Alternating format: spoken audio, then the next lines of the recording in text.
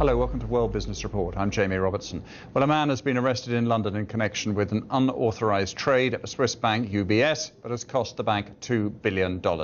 He's been named as Kweku Adobole. He's Director of Exchange Traded Funds in UBS's European Equities Division. Now, in a statement, the bank said that the matter is still being investigated, but that it may be forced to report a loss in the third quarter because of the trade. However, it stressed that clients would not be affected. Now, Chris Roebuck from Cass Business School joins me now.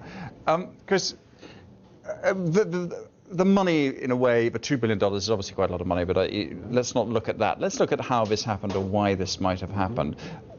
After all the sort of restructuring, the sort of cleaning out of the stables after 2008, why on earth did it happen, do you think?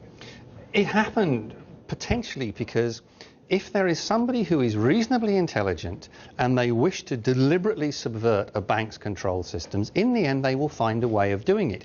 Now, whether that's the driver because they actually made a mistake on a previous trade and they want to recover the position, or whether they view that as an intellectual exercise to see if they can do it, people do things like this in situations that you don't expect. But aren't the systems in place to actually stop that sort of thing in a place like UBS? I thought that's what they've been doing for the last 3 years, after the whole problem about the subprime mortgage. And also at Societe Generale, we had Jérôme Kerviel, who got away with $7 billion.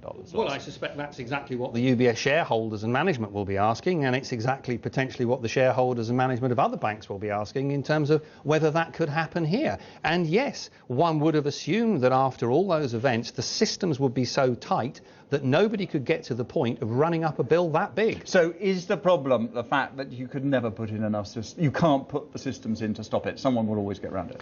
The problem is, yes, effectively, a system always has a weak spot. One of the core challenges that a system has is that if lots of things are hitting the system because people are doing things wrong, then something will get through.